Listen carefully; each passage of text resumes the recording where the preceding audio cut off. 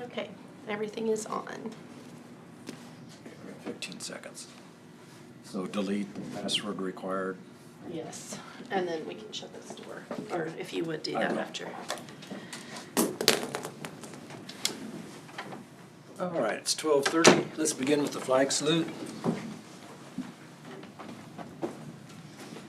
I pledge allegiance to the flag of the United States of America and to the republic for which it stands, one nation under God, indivisible, with liberty and justice for all.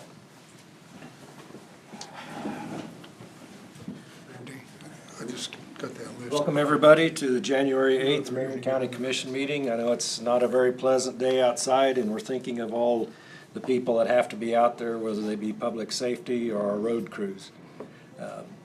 Urge everyone to be safe. Take their time and be safe. First item is public comments. I don't see anyone from the public in the room that wants to make comments. Is there anyone online that wishes to make comments? No, I don't Seeing believe none, so. We'll move into agenda approval.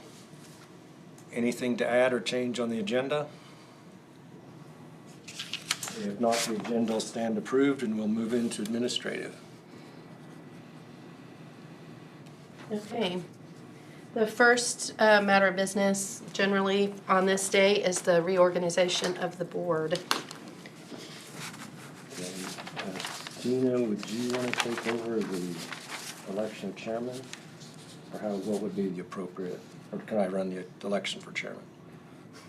Oh, no, you always do that. I mean, it's okay. And nobody has to recuse or anything. Everybody Okay, can vote. okay. I just wanted to- Since you are the current chairman, I can conduct the you election. can for the conduct, future yes. chairman. All right. Sorry, I got confused by that. Okay. I get you. I would like to know if we'd hold our vote to see what Jonah's gonna do today. If he- Jonah here today? Well, I thought he was going to be. I heard nothing that he I would. haven't either, yeah. We can go through Can we the do other other administrative administrative? business That's a- first, if you'd like. I think that's a good point, so Go all members. Yes, I agree. Let's move on Okay. to the next item. Okay.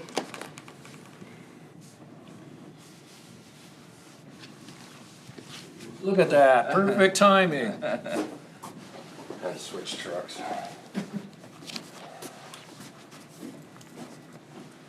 Finish painting. Looks nice. Yes, it does. Okay, so do you want to go ahead and go back to that? Let's go back to our first item then. First item is reorganization of the board, and we're open for nominations for chairman.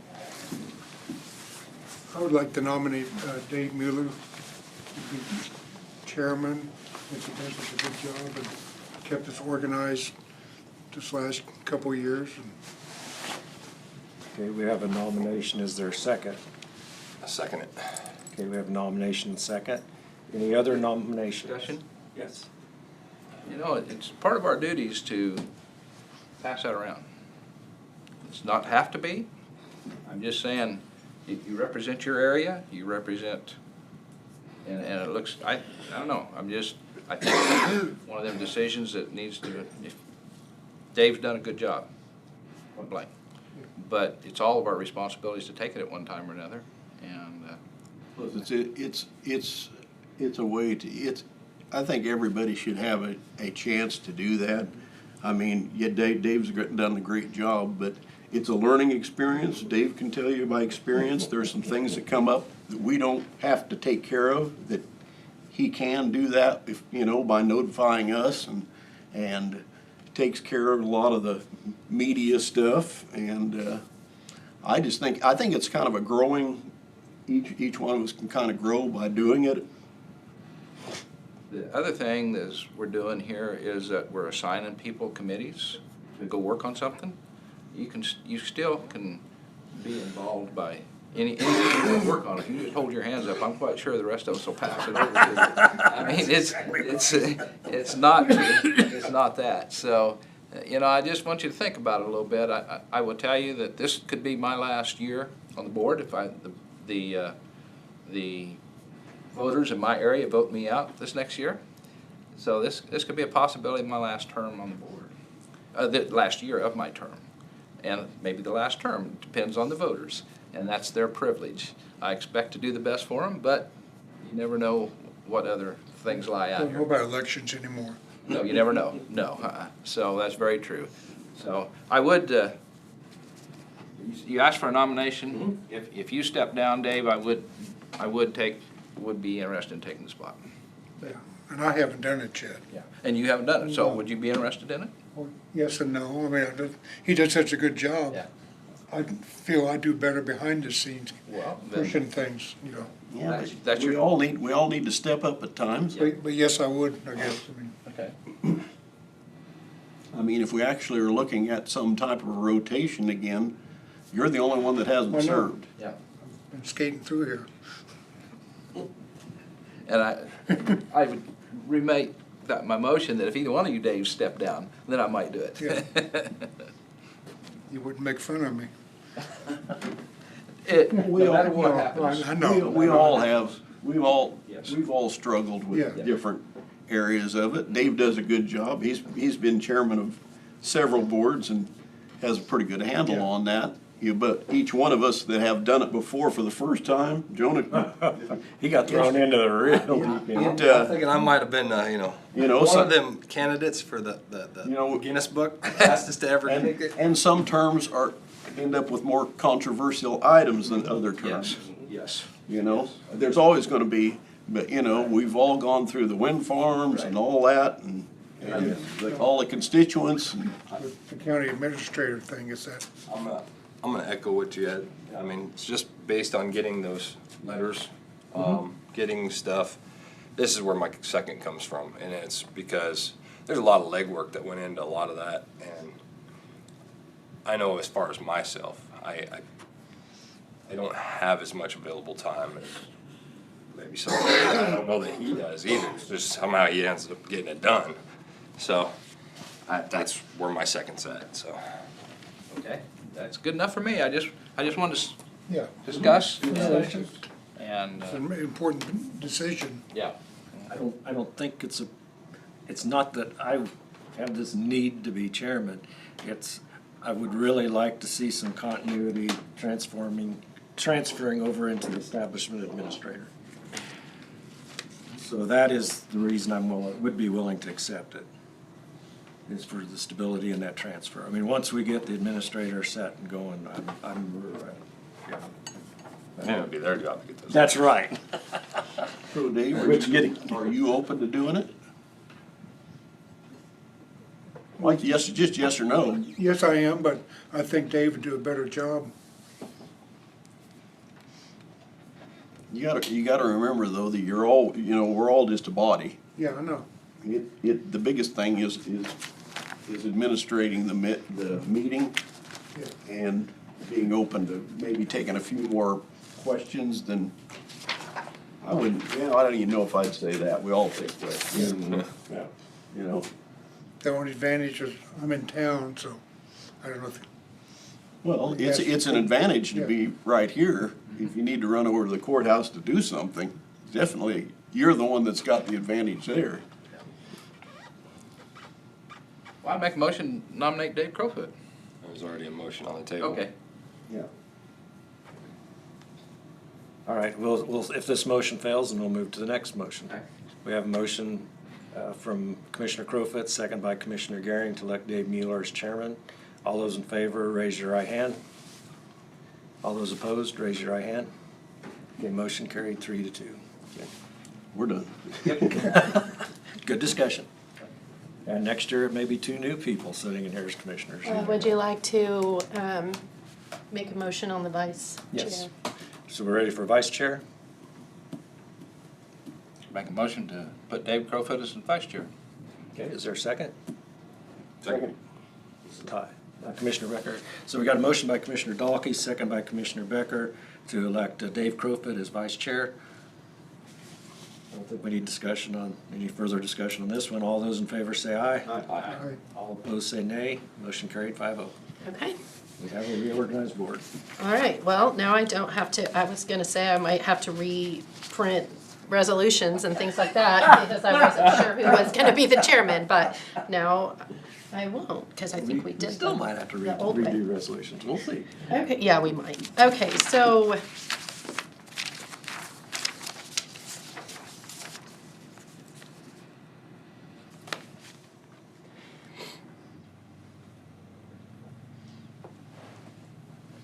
So we have the resolution to establish the mileage rate for county business conducted in personal vehicles. Last time you did that at the IRS rate, and so I put that documentation in there, and so that would be, I believe, 67 cents, if that's what you want to do for this I time. didn't know it took so long of a piece of paper to I get know, that's a lot of paper. know. I've never seen it, I always thought it was just a. I was reading through, and I saw some other dollar value on something, I can't remember what it was, and I was like, where's the cents per mile? And I kept looking back, and Yeah, They could have underlined it or something. I too, I didn't know it was up 67 cents, so when I read it, it was, oh, It's been going up about every year. yeah, I knew it was up, but Like the I, postage. yeah, yeah. And there are some groups that have limited that now, started limiting that. our policy says that if there's a county vehicle available, that you should take that, and if Right. there's not, then Hey, we pay the mileage. Mr. Chairman, I make a motion to establish the mileage rate at the IRS rate for 2024. Okay. We have a motion from Commissioner Becker. Second it. We already have a second by Commissioner Garing. He beat you to it, sorry. Quiet. I had to say it quiet, cause I got beat last time. Would you also include in your motion to adopt resolution 2024-01, is to establish that rate? As part of that motion, it's just to adopt resolution 2024-01. Okay. We have, Maintain my second. First one. we have a motion from Commissioner Becker, and a second from Commissioner Garing to approve the mileage rate of IRS of 67 cents under resolution 2024-01. Other discussion? All those in favor say aye. Aye. All opposed say nay. Motion carried 5-0.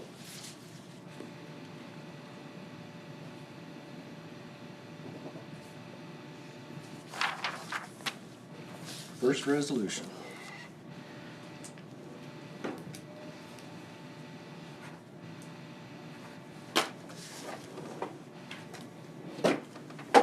I think every year I've been on here, Kent has always made the motion to go with the IRS. I think. Somehow this feels like a little bit like deja vu. Next year, I'll limit it. Consistent, very consistent. It keeps going up. I like that I'll about you. make this point, if it keeps going up, we're gonna limit it going forward. It's 99 cents, we got a limit in it. 99 cents he wants. I mean, no one, Be $1. it's to cover your expense, not to make money on. No, and if you figure all the expenses. I in, know. Every time I ever got paid mileage in my life, I never came out ahead. Between my tires, and, well, I mean, I was driving big trucks, not driving little cars. All right, next item. Let me get to the end of all this mileage language. Okay, so there is a resolution to establish the salaries for elected officials within the pay plan. And within the budget, you did allow for a one-step increase for electeds effective January. We will be having a change in the county clerk, and so I've added to the, because I've been here a long time and you've bumped me up to a higher step in the pay plan. I did put that the county clerk salary would go back to step 1, effective February 1st. That's only the way it should be, bottom line. So that is the resolution there, and that's what that reflects. Okay, If you commissioners have any other, have had a chance to review that. The clerk position, of course, is a changing position, so does that address the concerns there? Any other positions for discussion? I guess without knowing whether we're in the ballpark or out of the ballpark, I don't know how to bet yet. Right. So is this gonna be okay? With other counties, you mean? Well, yeah, I mean, are we, so when we adopted this pay scale, there was kind of a study done at Yeah, that time. true. I know that the county attorney position is kind of all over the place, depending on what counties and how much time they spend, so. yeah, otherwise, yeah. I think we always need to look at the county commissioner's pay too. I'm not recommending an increase, but you gotta think about the future and people being able to run, that have And jobs. this, I didn't mention that, this does not change the county Right. commission at Right, all. It's right. the same It as did what not it take has. the step in. Correct.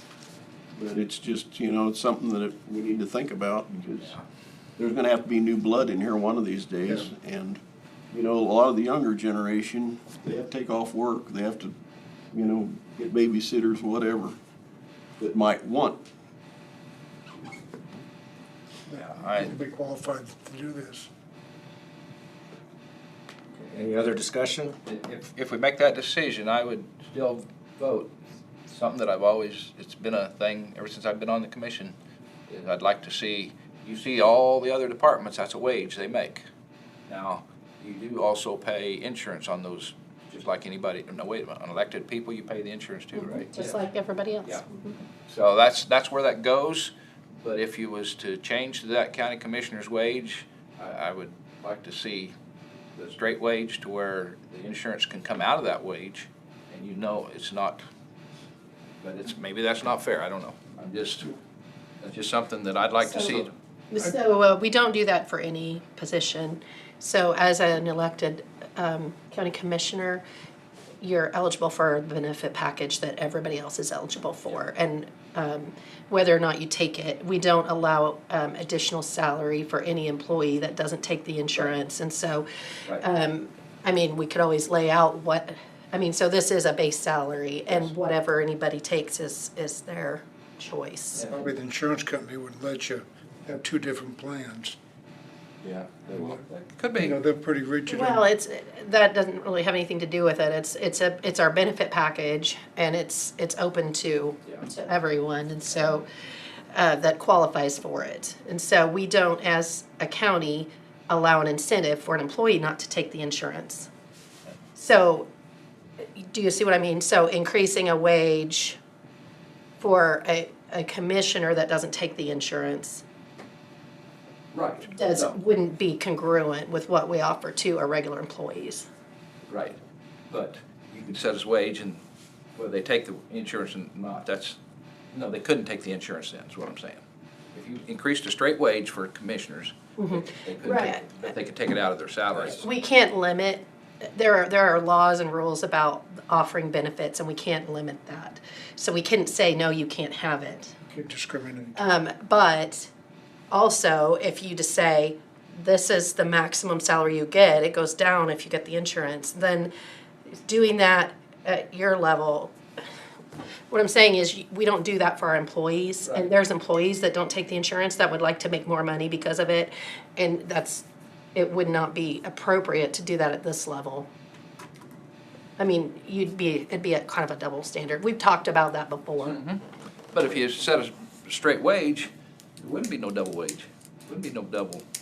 You just, I don't think you're understanding what I mean, but, Yeah, you would have to basically do that are you suggesting that you do that for everyone? No. That you would offer an incentive to the employees if they don't take the insurance? Have everybody involved in that. Commission, the way we get around it is our single employee is 100% covered. So you don't really get a choice. You do, but, you could choose not to fill out the paperwork, I guess, but you have insurance. If you work for the company, you have insurance, and if they turn it down, they turn it down. That's how we do it here too. But you don't get any. There's still a 5% out or yeah, something. my wage is right there, just like anybody else's, everybody's wage is right there. You can get it or not get it, the insurance, and I've never taken it. Okay. Any further discussion on the benefit portion of the commissioner's salaries? If not, we'll go back to the resolution as a whole. Any other discussion on the resolution? As far as it goes to the county commissioners, I know Kent makes a good point. The younger generation is gonna struggle to sign up for things that when they can't afford it, they can't even afford a house right now, so. But I do wanna visit the county commissioner pay range after the administrator is well established. Okay. Get a year under our belt. And We wanna make sure. I think there'll probably be two two evaluations done at the next year point. And that first one would be the salary, the second one would be whether or not we go back to 3 commissioners. But let's get the first year under our belt, some experience, and then look at those options. Is that, I know I made a promise a long time ago that I would take a pay cut if we got an administrator. I just want to honor that by saying, once we have it well established, I'm not varying from that thought. right. Okay, any other discussion?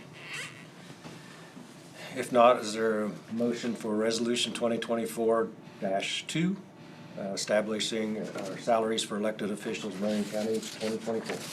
I'll make that motion. Motion by Commissioner Crowfoot, is there a second? Second by Commissioner Becker. Further discussion? All those in favor say aye. Aye. All opposed say nay. Motion carried 5-0.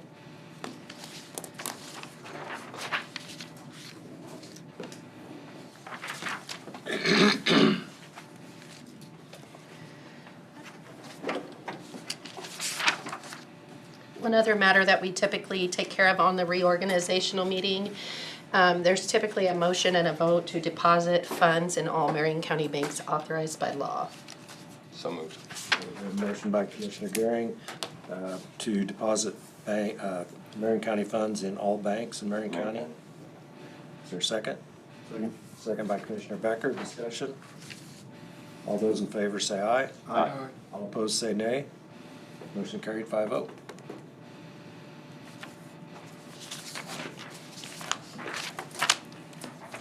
Is that another resolution? Nope. No. I don't know why we don't do that as a resolution, but it's always just been a motion on that, so. Very good. There's some salary sheets. Resolution. Dave, Crowfoot. Oh, I missed my got box. 2, 1. I'll let you check it. Sorry. I need to remind me. I thought you was up on top of it today.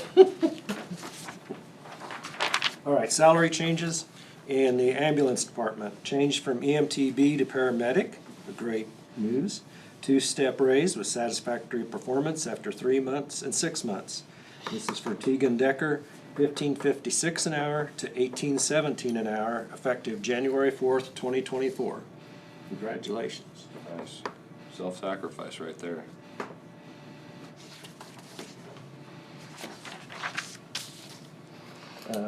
In the ambulance department, extend interim pay, including paid-out comp time provision until the EMS director position is filled. This is for Jamie Shirley. It's $4,222 a month, effective December 21st, 2023.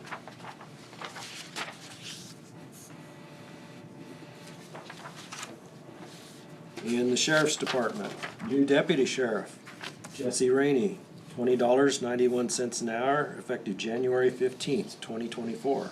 Welcome aboard. 15.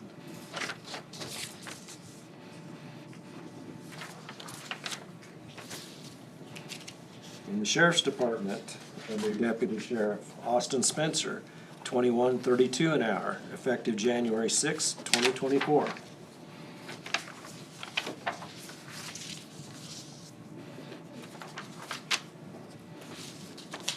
In the sheriff's department, new deputy sheriff, Clayton Philpott, $20.91 an hour, effective December 22nd, 2023.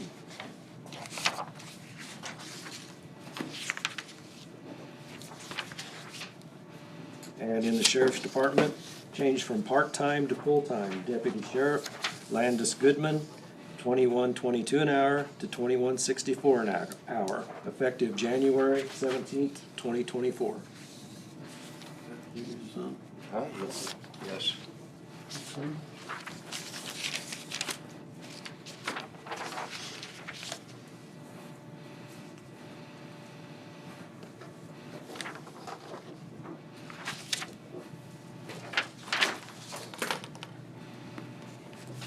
Just been busy.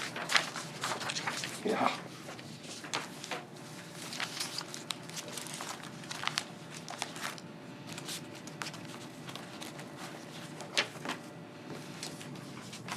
Before you leave, I have some thank yous for some Christmas goodies that you all got for you to sign. Thank you.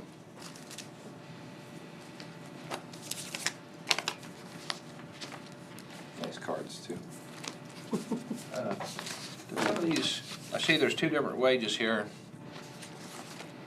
Some of them have their accountability and some of them don't have, correct? Well, you mean certification? Certification. Right, so it'd be based on certification or experience as the reason for the different Oh, wages. one's gonna have to go to the academy, yeah. I think there's more than I one. think Yeah. there's two. Wasn't Yeah, I think there's some, so, yeah.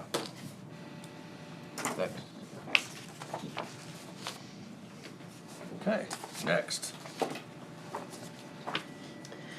All right, we do have change orders, and actually the amount that was in your packet, it went down. She didn't print a new sheet.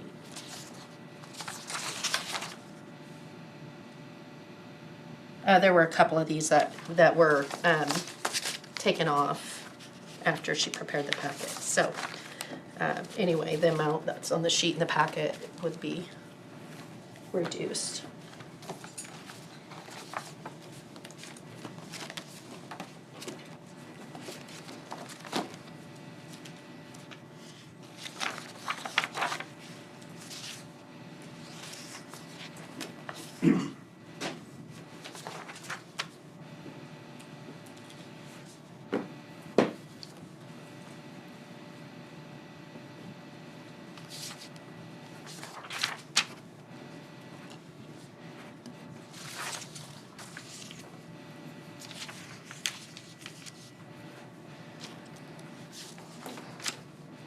And just as a matter of interest, for those of you that have terms that are finishing up here in this coming year, the filing packets are ready and available for 2024. The filing deadline is noon on June 3rd, I believe. all right, it's already How available. many people you had sign up for commission spots so far? So far, not any. No one has filed for any office yet, so. But I just thought I'd put that out there. So you're all aware.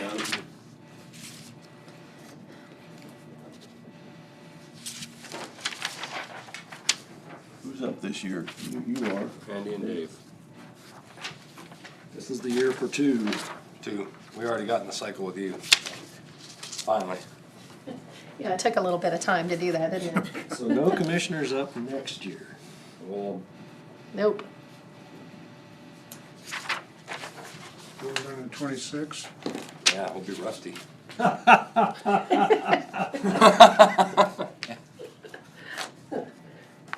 you won't know how to do it after having that long. of- You'll decide to go back to 3, and so then we'll be on Yeah, the just- same just weirdness turn everything again. upside down. Look, my sign folks are getting rusty in the garage. Yeah.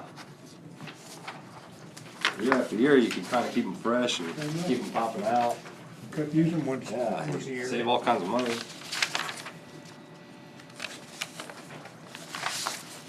You say rear, that's now. Oh. Good as it can be.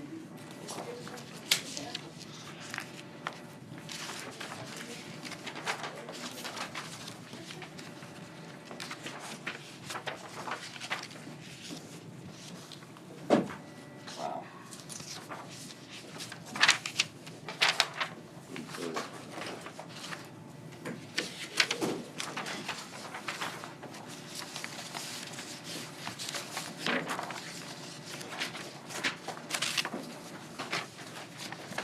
Too much time. The rest of the administrators. Well, we got 2 minutes, 1 minute. We still have a couple minutes of signing to do. Okay, if that's what you would like to.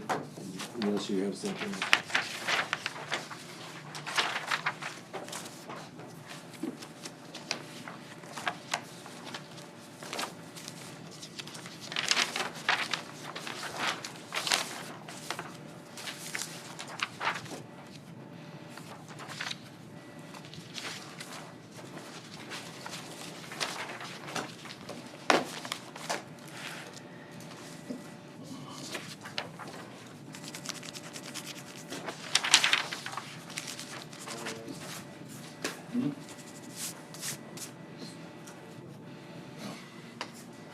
And then on the highway.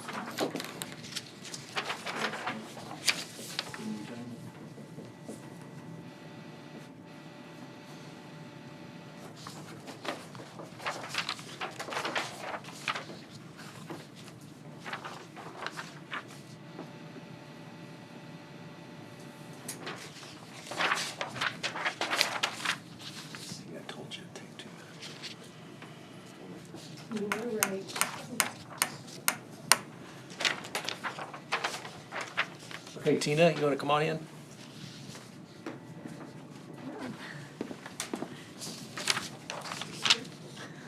Still the hot seat, even though we don't have a microphone. Oh, okay. Microphone's in the ceiling now. It picks Okay. up very well. Great. Thank you for coming in, Tina. Sure. Thank you for having me. I was hoping to discuss our office utilizing a work-study student from Marion High School. Okay. We were kind of made aware that there was one that was interested in accounting type of business and would be interested in helping out in our office. I knew that the appraiser's office already has a work-study student who comes to their office, and so I contacted Nikki Reed and asked her kind of the specifics of how that works, as well as talking with Megan Thomas, who is the one at Marion High School who organizes the work-study students, and asked some questions. This particular student would be with us during the school day from 9:50 to noon most days. Fridays and any day that she would have a meeting during seminar, she would need to be leaving by 11:25.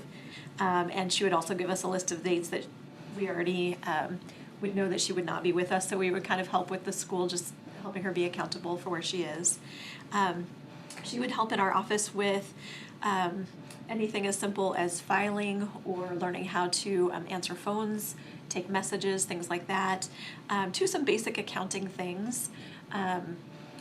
So we really don't have exactly specific jobs that she would be helping with, but she's interested in getting familiar with what an office does that deals with accounting things. So that is kind of the information that I have about this particular student. She is a senior. I don't know if I mentioned that. She's a senior at Marion High School. And Mrs. Thomas was very good at explaining. They really have found a need for having their high school students, especially seniors who are interested in a particular field, get some experience in a real world setting to make sure that this is really what they want to spend their college dollars on, to kind of have a feel for that. So I just wanted to run that by the board, make sure that there weren't any concerns with us having a work-study student. Any questions from the commission? There is no pay, right? Correct. This is Correct. strictly learning, yes. Staff can dedicate enough time to, You know, you're busy. it's true, and that's a good question. Actually, we kind of were relieved to have, there are some very simple things such as stuffing receipts into envelopes, things that do not require a lot of skilled labor, but sure do require man hours and a set of hands. That would be very helpful to have a work-study student with us to just lend a hand in some pretty basic things. We still feel like we would like her to have some pretty applicable experience, you know, adding numbers and balancing them to the total we need, making sure that they're gonna, understanding the ins and outs. And again, that, a lot of times for us, is pretty basic math, but it does take time. And so we thought that that would be something that would be beneficial for both our office and the work-study student, to have her learn a little and for us to have some simple things taken care of. Tina, is there any track record or has been done in the past? procedure? You all have allowed this, and Okay, really, so- they don't even have to get permission. You've just Okay. said, there was a vote a couple years ago to allow it, but just to keep the board informed, Okay. so. And I should say too, there was also discussion about liabilities and things like that. The student, even while they're on our premises, fall under the school's insurance. We sign off saying that they are fully accountable under the school's insurance, and if anything were to happen to her while she's here on premises, that falls under their umbrella. Does the parents have to sign on? Yes, yeah, the parents also have to sign off allowing their student to come over.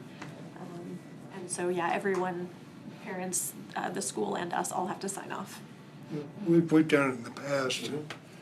I think it's a good experience for us and for them both. I mean, Maybe you'll be a future employee. That's actually, I had that thought as well. I would love for more kids to be interested in this type of work or to feel like this is the kind of work they could do. Yes. I don't think that that was something I got when I was in high school, so I'd sure love to make kids more comfortable in a setting like ours.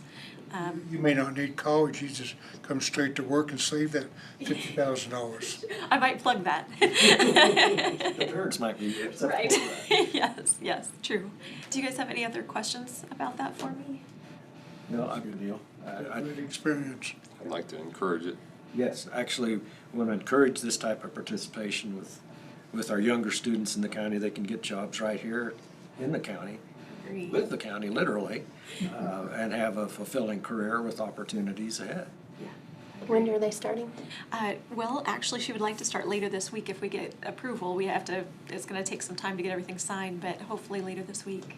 Very good. If there's nothing else, thank you. Yeah.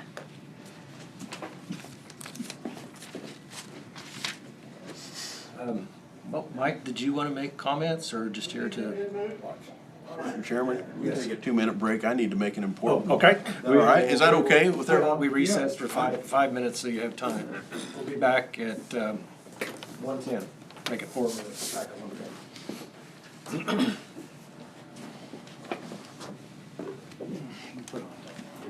Hello. Yep.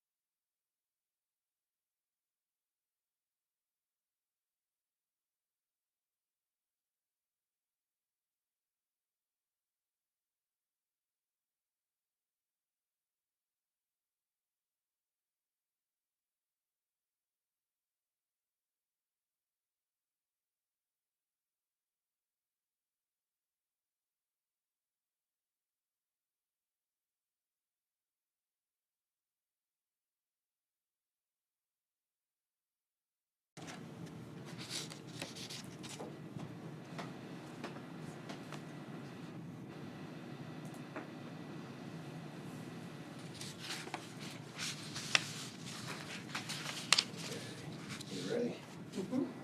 Things on. Okay, great.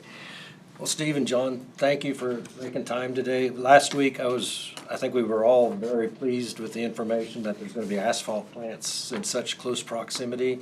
And so we came up with a list of questions that I'd forwarded you from the commission to kind of talk about, just to give us kind of a little more global idea of what the plans are for microsurfacing, chip sealing. And if you see any opportunities that we can take advantage of the asphalt plants being in close proximity. We kind of give the information so the commission knows a little bit better where we're at, what our plans are, and how we can tackle or how we can help. So I see you handed out some new numbers and that's very helpful. I'll turn it over to you guys. Well, I'm just gonna kinda go off the list. Okay. The email you sent me for the updated roadmap. Traffic count first. Yep. First one's got a legend to it, and I think that's mainly just main highways, the way it looks, 77, 56, 50. And the legend map, of course, has different colors on it telling you the traffic counts.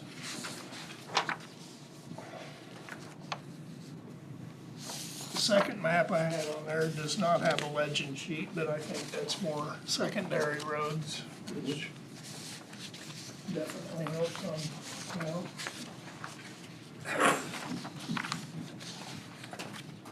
Yeah, I got a link sent to me to download the actual county traffic count, and Vicky and I both tried to download it on our computers, and it won't go, so I'll try again. Okay. But that's information we use quite regularly, or helps us in making decisions countywide to know what those counts are. That's very helpful information. Second was miles of microsurface for 2024. Right now on the books, 18.5 miles. Which at $63,000 per mile ends up being $1,165,500. We were talking about doing something different on 330th east of Tampa.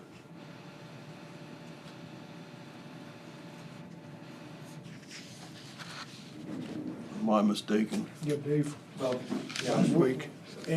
We're just going off of what the information that was given and discussed in the past for Right. you guys. Right. We did discuss those 2 miles on the East Tampa Road about not microsurfacing those because it was in such bad shape that we had to do base work first before we did microsurfacing. And we took those 3 miles off and put them on the west side, the West Tampa Road, to do that. So it kind of balanced things out, and we added a couple more miles on that to the microsurfacing, because that road needs to be microsurfaced as well. So now our discussion today is, do we want to do the East Tampa Road as far as blacktopping that? Right. I mean, Yeah. we've got from Limestone to Quail Creek to consider. And then we also have the Canada Road in between the 190th and Highway 56. Yes. Okay, as far as that goes, the Canada Road, or Nighthawk, from 190th to Highway 56, we have not done any base work to that, like what we did up north on the East Tampa Road. Didn't want to go any further. It is scheduled to do the base work this coming spring, once we get through the weather. We also wanted to see what happens if we can cure the problem up north before we do anything down south, as far as the Canada Road goes. And the way things are looking, those patches are holding up well, what we did with the base work and so forth. And I think one of the biggest questions was we wanted to make sure that no other ones were generating, or we're gonna have to go in there and do the whole road. Right. As far as scarifying it, or rototilling it, milling it, whatever you want to call it. So, at this point, again, the East Tampa Road is holding up, our base work's working well. We are having some surface concerns, just the fact that the rain and the moisture and all that, making potholes on the parts of it that we've done, as far as the gravel goes. But as far as sinking and sagging, anything else that's being I should say new holes or new swags developing, have not seen any of that at this time. So the road seems to be holding up, and so it'd be a good candidate to possibly do a 2-inch overlay on that section of the road. And that's where I'd like to follow up a little more on that. I've got some handouts I'd like to pass around. Obviously, some of my constituents up there are pretty upset. So what I've put together is just a little map that kind of help the commissioners understand what you already know is where the blade patches are, where the base repair was, and then some pictures. The pictures she took were, there's 4 pictures included, were December 27th, and that was after the wreck down there. And this is not at all critical of road and bridge. This is simply how an asphalt overlay would be better to serve that road rather than a chip seal. If you want to give that to Phyllis. So you can kind of see from the front, it's mile by mile from west to east. The first mile, there's only 6 blade patches. Then you get to the next mile and you see 7 or 8 base repairs and a whole pile of blade patch. The second mile, another tremendous amount of base repair and blade patch. And then the east 2 miles are not nearly as bad. As you said, it's holding up better. But that road was done in 2021, and water was setting in 2021, and blade patching in 2022, and then the base repair in 23. I guess my takeaway is, and I think what I'm hearing from you, is chip seal on that type of a project isn't going to give us a long-term result. I think even if we were to come in here, let's say for instance, we didn't do the chip seal at all at 1/4 of an inch, and we did the 2-inch, I'd still say we'd probably still have problems with that today because we didn't have a base established in those areas, as according to the map that you have. Right, I mean, so we'd still be coming in there and digging up new swags or digging up new asphalt and wasting our money on it. Right, and that's the thing. So- We want to have a better, we want to do it right. That's what Right. Commissioner Dahlke always says. When we're going to spend money on it, we want to do it right. We're going to do base repair work to it. Let's do it right so the next year we don't turn around and have to put chip seal on. Right. And I feel comfortable enough right now that the patches that we did, rock patch, Yeah. are holding up. We're not losing anything, again, other than the surface abrasion on it. Right. And then I feel comfortable enough about continuing to do that on the Canada Road, same thing, and then do a 2-inch overlay on them. That'd be my recommendation. Another, to jump back onto the pictures, you saw the potholes, which are gonna happen. Today they're back, but after that picture was taken, the very next day, the road crews were out and they had it all smoothed out and packed, very next day. But it's an issue after every wet weather event, the guys have to go out and take care of it. Just need to seal it in rather than let it pop out. Right. A long-term solution and do it right, rather than something where they've gotta go down and keep taking care of it, and keep taking care of it, and keep taking care of it. How many miles of asphalt are we talking? All these miles?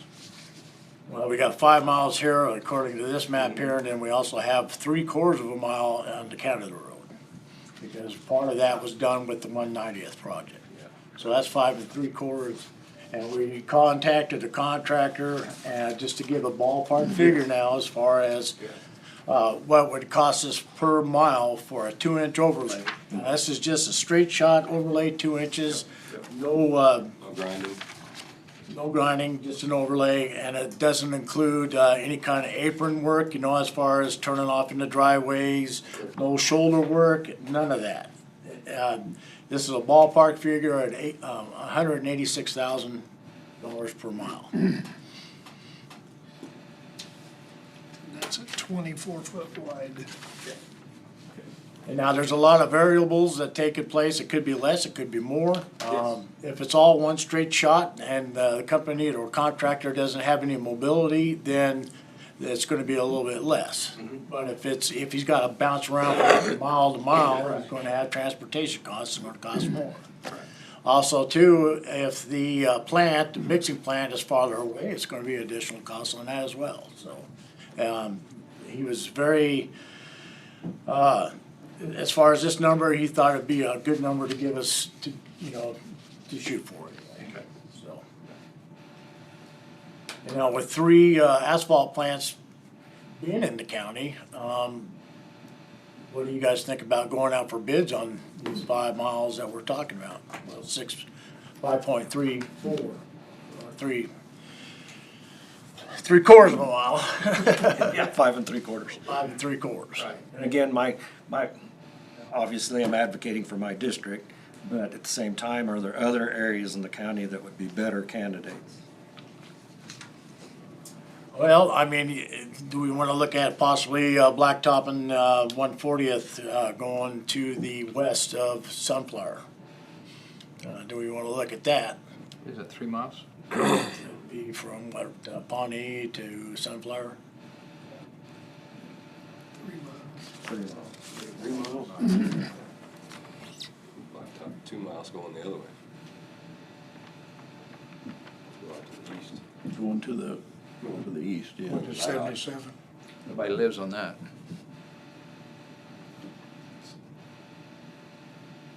I think we catch a lot of grief by going that way, but it might make some sense. Building it back to the new roads.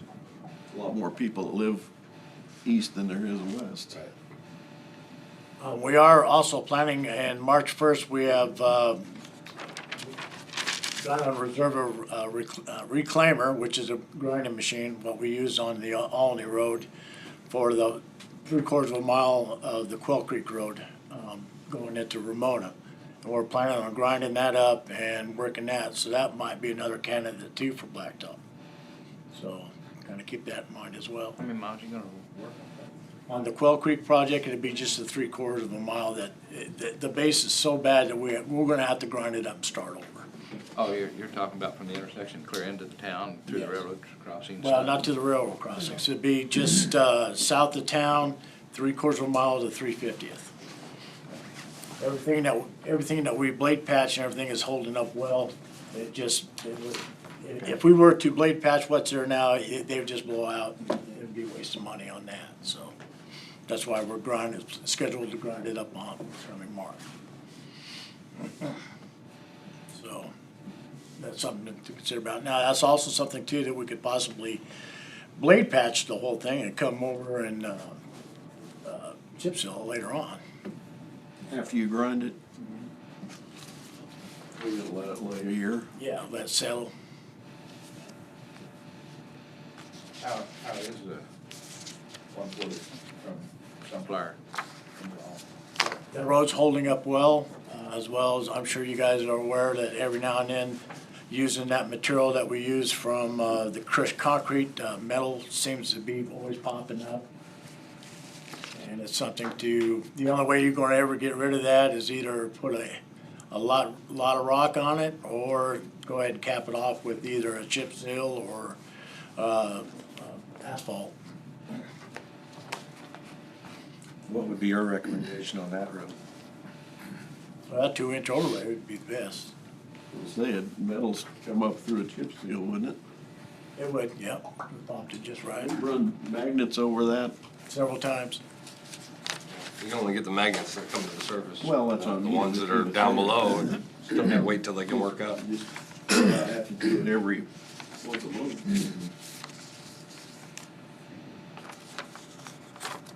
Okay. You gotta pick up the 5 miles on 330th.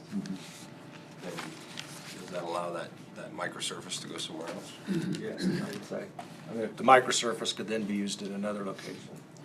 Okay, that, I have not talked to Vance Brothers about that because I wanted to wait on your Yes. guys' decision. From, what was it, Mustang to Old Mill was not scheduled to get microsurfaced anyway, those 3 miles. So there's 2 miles there that were scheduled to get microsurfaced this year. They've already purchased the material and everything, and it's sitting at the Pilsen lot right now. Yeah. So we probably need to find 2 other miles for them to do. Plus, Because we've pretty much already paid for the material already. plus the 8 miles on 330th, if you're gonna go ahead and asphalt, right? You're gonna asphalt 330th, or are you? Well, I'd like to asphalt 3, that'd be 5 miles on the East Tampa Road, from Limestone to Quail Creek. Would be the 2-inch overlay. 2-inch overlay. So you're only actually shaving back 3 miles of microsurface, because you're gonna keep using the microsurface on 1, 2, 3, 4 miles. Going west Tampa Road. Tampa. And then also we got going in town by the ball fields that's scheduled to microsurface as well. So there's 3 and 5, or 2. I'm just seeing where, Right. how many miles. It all comes out about the same. Okay, budget-wise, how many miles of asphalt would be realistic? I'll say that's a good question because we haven't budgeted for that much overlay. Right. If you're, just the 5 miles, you're looking basically at $1 million. Plus we got bond payments, all the stuff we've already done. That's gonna come out of any capital improvement. Yeah, it'll actually come out of the bond and interest fund, but you reduce the amount that you're transferring into capital improvements, so.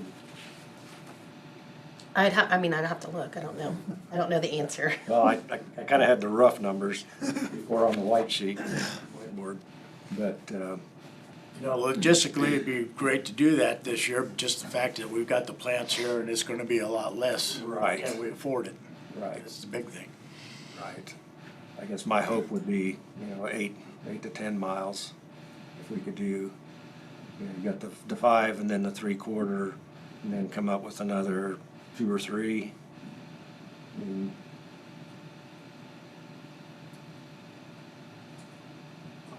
if we can make it work fiscally, it's gonna be our best shot at getting a good deal. Okay. How about if we would give Steve and John direction to come up with a proposal and then put together some numbers for us? Doing the blacktop, a 2-inch overlay on the 5 miles of 330th, the 3/4 by Canada, and then one of the Albany roads. Maybe the only road. Which one? It depends, do we have 2 miles or 3 miles? Well, We got the one going if you're east. going by residences, you're gonna have to go east. And that's the one that's got a really good base right now, right? Yep. And that's what if we would overlay it, It would stop our metal problem. it would stop, it kills a number of items Takes on the care of list. that problem. The metal, the chip seal failing, continually going back. How about those 3? That comes up to 8. Yep. And then, what you come up with your recommendation of shifting the microsurface? Yeah, that would be, I'd have to talk with Vance Right. Brothers and find out what we can do. I'm just, if that's a direction from the commission, Have some hauling involved, moving material. Yeah, and that material that they have, I mean, we couldn't inherit that material. They would have to, because there's permits and stuff like that involved, because it is kind of a hazmat material. it needs to be used this year. Yep.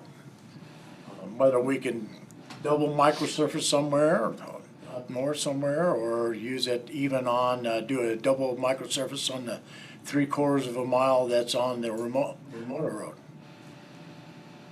That would save your department a lot of time. If you're gonna blade patch 3/4 a mile, that's gonna take a tremendous amount of time. Right, and if we doubled up on that, or even did a triple microsurface on that 3/4 of a mile. I mean, I don't know whether that's feasible or possible to do, but I could talk with the Vance Brothers and do I say, that. have you seen that, Steve? It's not very thin, or very thick, I don't know. I know, but I just wondered if you've seen it done, triple, double, triple. No. Okay, I didn't know whether they did it, that's why I'm I asking. don't know. Yeah, that's why I got to ask the contractor. Yes. My concern, when we look at the budget, would be, are we killing our budget? Or what have we got for 2025? And those are the numbers we would have. for- That is, how we're gonna pay for it. Yep. And stuff like that, so. There's no use in talking about it unless we can figure out, we don't wanna kill the budget. I mean, always, we don't know what the road's gonna be like 2 years from Right. now, so. When are you gonna talk about this, or have that proposal due, and I can have the budget information at the same time? Week, 2 weeks, Give it 2 weeks. 2 weeks. that'll work. Yeah, we could have something, you guys want us to go ahead and put, proposals for bids too? Go out to the three contractors, or any contractor that wants to, I think what I'm reading is the commission still needs to make a decision based on budget. okay. So we still, at least in this case, we're not going for grant funding, which was one earlier hope, but we don't have time for any matching funds. I don't think But if we fund it internally, we could still get it turned around and get those projects bid and built this year, while those plants are here. That's the goal, to take advantage of the grant, take advantage of the plants being in such close proximity. Save 20% or 50%, or? I don't know what to say, but the transportation's a major cost of getting asphalt from. Does that sound like a workable? Well, I mean, it'd be pretty simple, we could just work out the 186,000 quote that we Right. got and just add it up to the miles that were proposed, and that would be our amount. And then check with Vance Brothers about the microsurfacing part. And We could probably get that done within a week, I mean, just put those numbers together. what about the edging? That's something we'd have to do ourselves. Do we have a machine that does that? Well, it's happened a long time ago, we did it before, we'd use a small truck, a puck truck, if you wanna call it that. And we had a sanding machine on the back of it, and it just lays out a windrow right on the edge of the road, and we come in there with a blade and a broom. We did have a shoulder machine that we could never use because it wasn't hooked up that was hooked up to a Volvo, motor grader, and we don't have those anymore. So that's why we sold it Okay. on Purple Wave. So we would have to do the resident entrances too, Right, we could do that with blade patching, just like what we did on Indigo. with a blade patch. I just know that there's another cost, I mean, and Yeah, right. whatever you, we gotta. We'd have our cost on top of that. And that's, my goal is just to get the information so the commission can make a decision. But if we can if there's any way we can take advantage of the proximity of those plants and get us a long-term solution and do it right, we need to be doing that. Okay. Other questions? Did we get through the list? Yeah, did you guys wanna go as far as chip sealing? Seal, yes. Saw the microsurface map and then the chip seal map. It's projected 36.5 miles. And we broke it down for the cost per oil, the build X, the haul rate. And total cost is $567,940.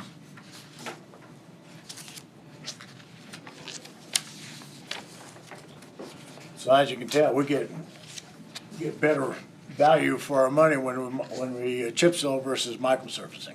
Well, more miles, but my hope is that it's a better product with the, it all comes back to base. Right. Yep. It doesn't, it all comes back to the base. Yes, sir. But I've been very pleased, I can never remember the name of the road, Hillsborough Marion Road. 190th. Yeah, 190th was done 2 years ago, but that had a tremendous base. Yeah, they have 9 inches of asphalt on it. Remington so far is looking good. Nighthawk, it was a tremendous improvement on that. And all of that, the rumble and the waves, and now and I like the way it seals. It just looks nice. So, What's your material at Peabody right now? What's that? Is that all for? That's for all your down south now. Chip and seal though? Yep, chip seal. There's nothing left for the It's microsurface. No, we're done microsurfacing down south with the exception of sunflower, which is down on 150th. yeah, sunflowers. That material's stored at the south shop at this point. Yeah, so sunflowers on the list for microsurface. Correct.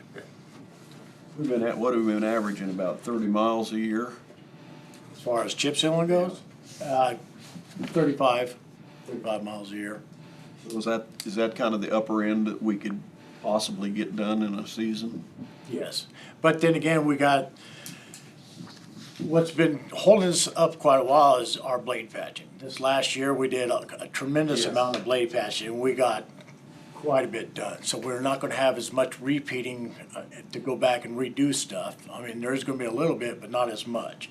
At this point in time, from what I've viewed and seen, we're averaging about 90% success rate as far as what patches we blade patched last year that are holding up and not blowing out. We're averaging about 1 to 2 of them per mile, which is a pretty good deal.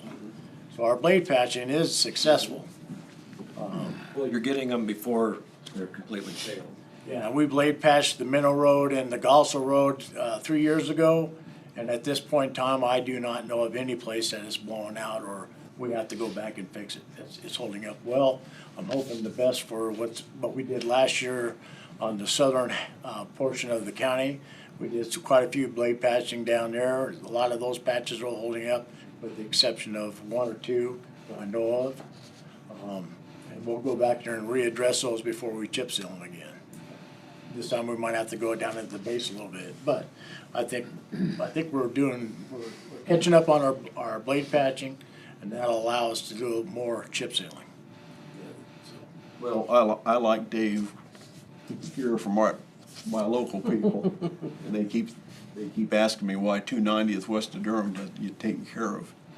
'Cause right now, we've got 2 large feedlots. We're running semis all day long down that thing. And of course, we've had to put some rock patches out there, which they're not doing well. But, you know, it's scheduled for blade patch. I'm just wondering if we had the time and the material, we couldn't get that sealed too. Yeah, we'll have to look at that later That's on. another 3 point some miles. I mean, it's something to look at later on in the year, depending on our progress and everything. And if nothing else, to get it blade patched this year, so they hold, and then hopefully we can come in. Right, I maybe mean, for like that the at a surface. minimum has to be done because we're running big trucks between cattle trucks and feed trucks and Well, and the traffic count shows this traffic's high out, and then you've got the school. the school. But yeah, if we can get the blade patch on that tackled this year, and then hopefully we can. It is scheduled to get blade patched, so. Other questions? And you didn't ask about the blade patching, but I threw a map in there. Oh, yes, we saw it. So you'd have an idea. Yes, thank you. It's right behind the chip seal, or actually it'll be before the chip seal. But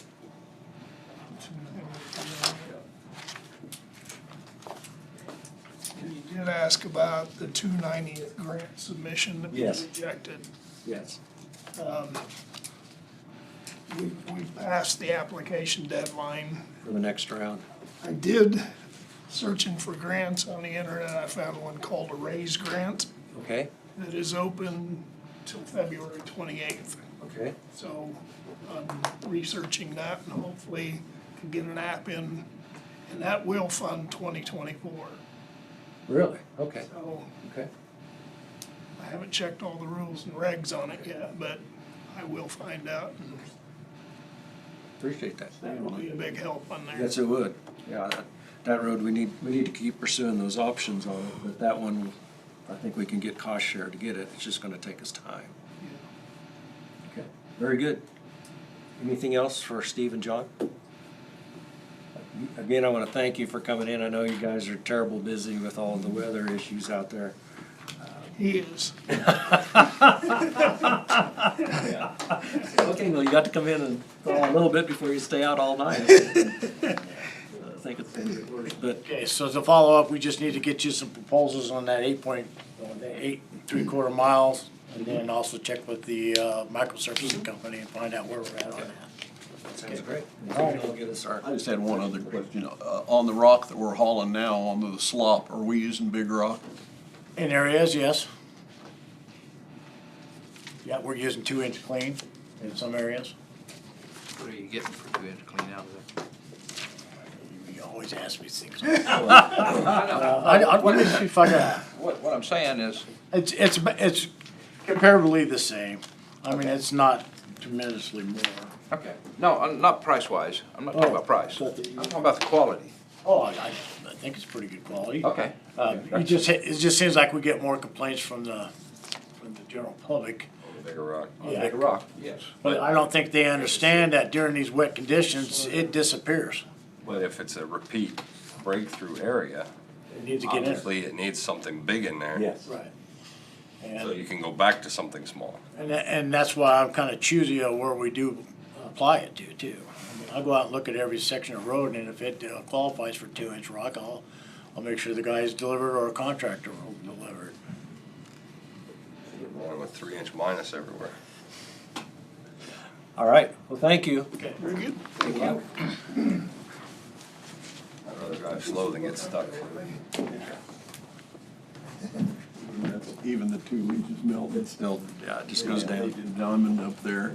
Well, it's the And I limestone. couldn't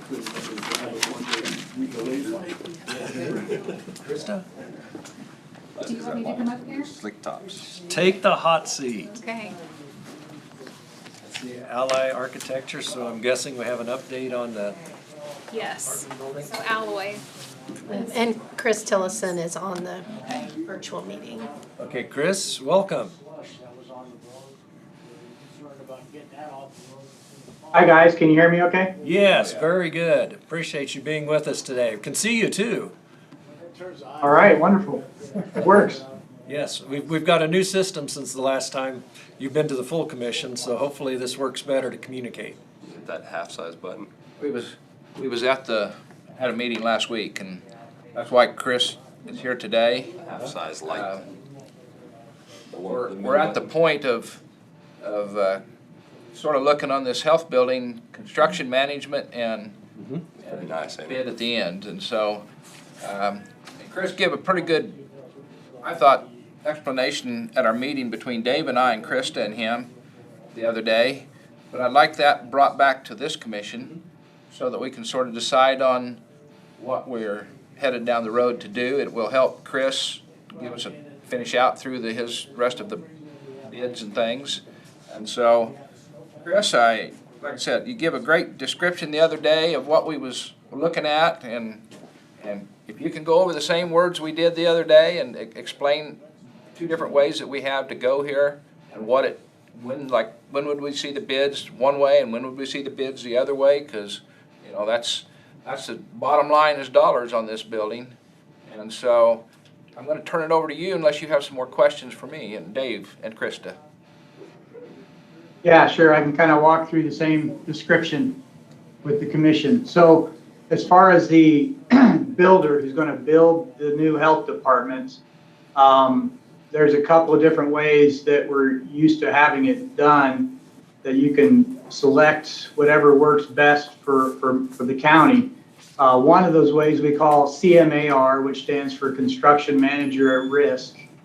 And what that basically means is that you select a contractor to build the project early on in the design phase, and that contractor who's going to build it works alongside with our design team throughout the design and provides us with continuous budget updates. Now, we have been sort of using that approach, unofficially using that approach just kind of as a favor. We have connected with your local contractor, with NF Construction, with Cody, and he was kind enough to help us with our initial budgeting.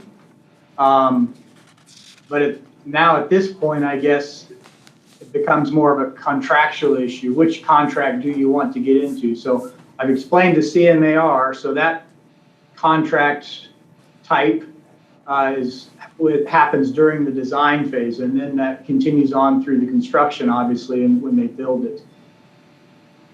So with that, the benefit of that is that you have your budget, you're seeing it all throughout the design, and it's being refined, and he gives us feedback. If he says we're over budget, we need to shave off a little bit, then we can do that during the design process before we get the documents complete. The other option, is what we call traditional design bid build. That means we finish our design completely, 100% drawings, and then you send those drawings out to multiple contractors. 3 to 5 contractors is pretty common. And all of those contractors then provide a hard bid based on the drawings. That takes usually 2 to 3 weeks is what we're used to scheduling for that. So after our drawings are complete, then you'd have another 2 to 3 weeks before you would actually see a contracted price in the design bid build method. And we're scheduled to have final drawings at the end of February. So it'd be mid-March before you'd see kind of a final price. Now let me back up a minute to the CMAR approach. If you choose that type of a contract where you're working with the contractor throughout the design, typically what we see is at our 60% phase. So they're kind of feedback back and forth and budgeting all throughout, but at the 60% phase, our drawings are usually far enough along that they can give us a GMP, which is a guaranteed maximum price. So even before our drawings are done, you can lock into a price with the CMAR approach.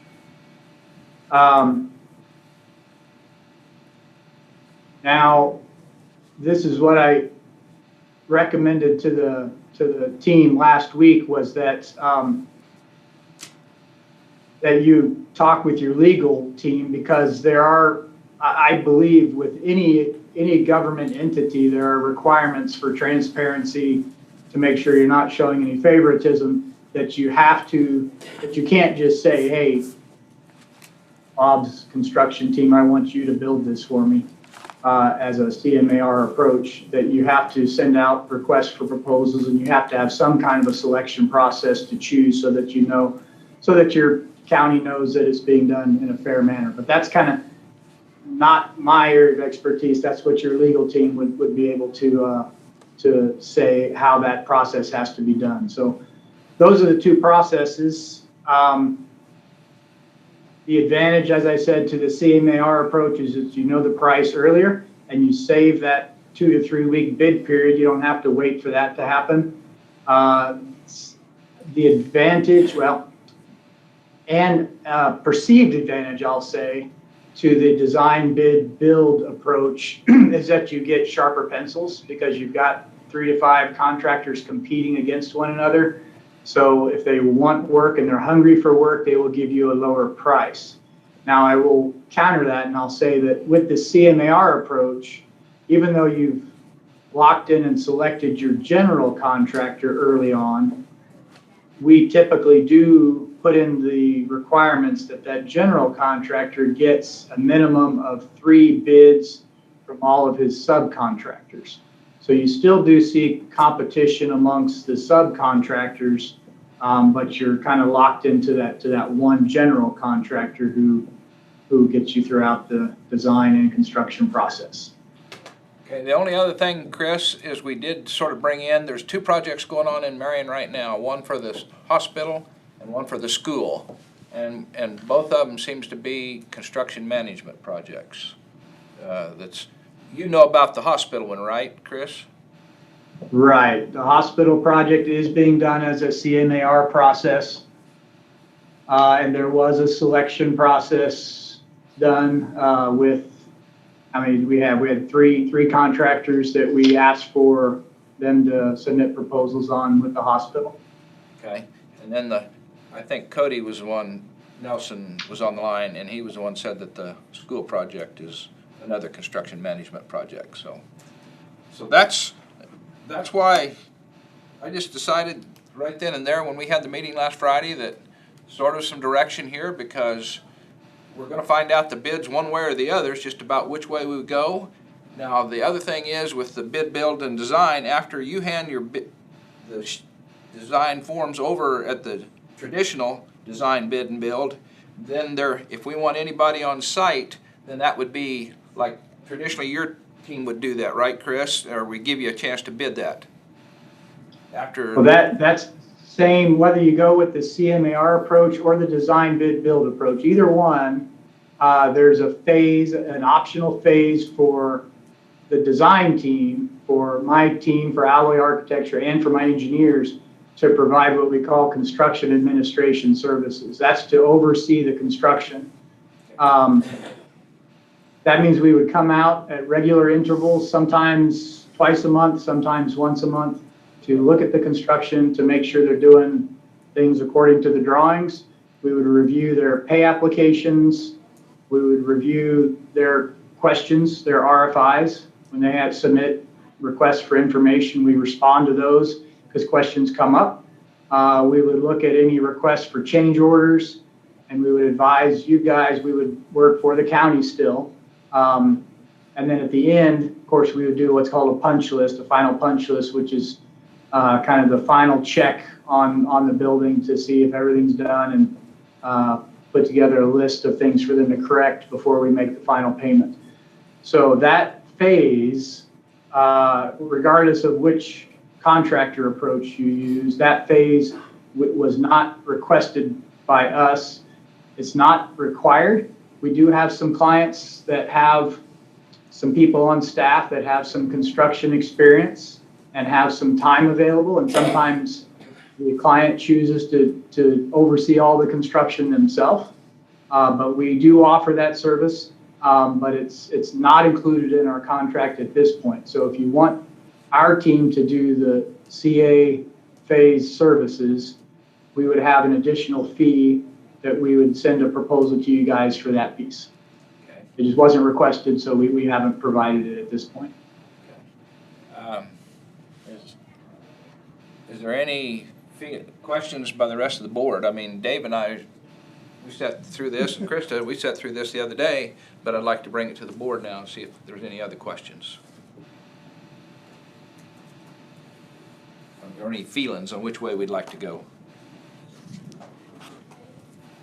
I don't know, I'd prefer to go with several different contractors bidding.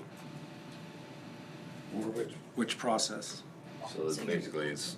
You're talking the design bid. And build design. Yeah, so not a construction manager at risk, but that way right now we have a couple companies in town that would probably offer us a lower rate that are not, that we wouldn't normally get a lower rate from just because they are in town. So that would make them more competitive along with the other locals, more competitive. Give us their best price. How about the bid design phase? He's talking about design bid build. The Or last the one. professional administration? No, not He's included. talking about once the 100% drawings are done, the architect sends it out to the contractors and they bid, and it's a hard. One takes longer. Just wanted to make sure I was on the right page with you.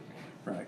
But that's the one where the design gets completed and there's really no one, well, I shouldn't say no one. That there's less oversight in the cost. Because it sounded like the first one, there was a collaborative effort with the contractor and the design to keep it underneath the guaranteed. He would pick, he might pick cheaper products than what the engineer would, architect would pick. That would be going along, putting a guaranteed maximum price based on a 60% Right. drawing. You would, And then they you would would- need to do an RFP for that to get For either one of them. to select your contractor. So the county would have to draft an RFP for those services and send it out to contractors. And then they would do what Jonah said, do the 60. Chris, what, in history, what gets the best deal for us as a customer in the end? For its price? Is there any difference? Say that right. I think historically, for me, the projects that I've been involved in, we have seen probably a slightly lower price if we go the design bid build route.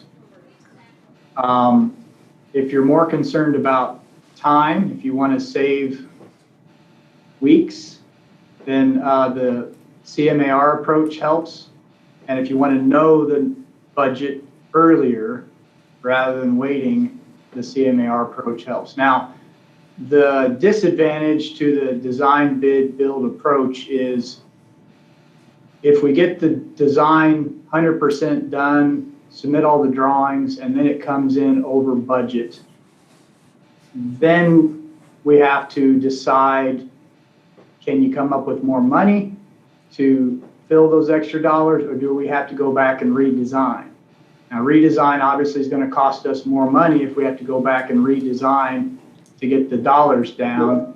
So we can make we'll do cost estimates ourselves between my team and our engineering team, but our cost estimating is based on our historical database, our recent project experience, but it's not as fine-tuned as what the contractor's cost estimating is. The CMAR providing you the cost estimating and giving you a GMP at 60% is a safer way to make sure we don't end up over budget. All the time that you guys have spent, how much do you foresee them being able to design change and save any substantial amount of money? It's gonna be on the, I think on the grade of the carpet, and windows and things like that. As far as the square footage, that's gonna stay the same. So, I mean, there's Speak not- up a bit, there's Ron. not a substantial amount of savings if you redesign. I think our Cost is design gonna is be fairly, Sure. we've worked and worked on that. I feel like it's pretty solid at this point. Yeah, but So, I mean, it wouldn't, in my mind, I'm going to is there's not much benefit to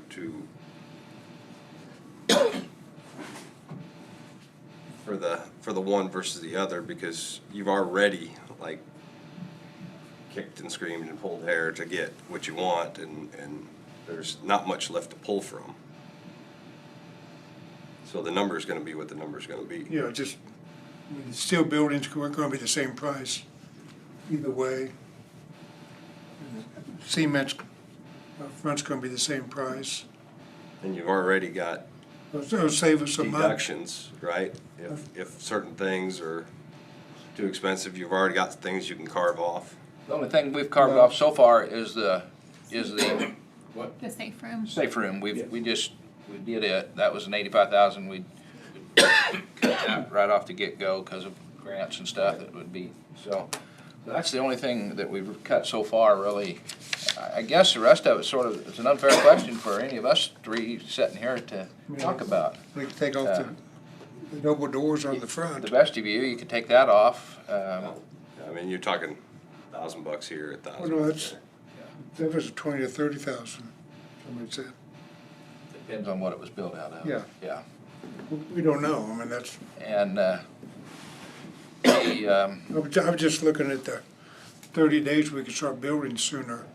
I'm looking at it from a 1.5 million to a 1.8 million.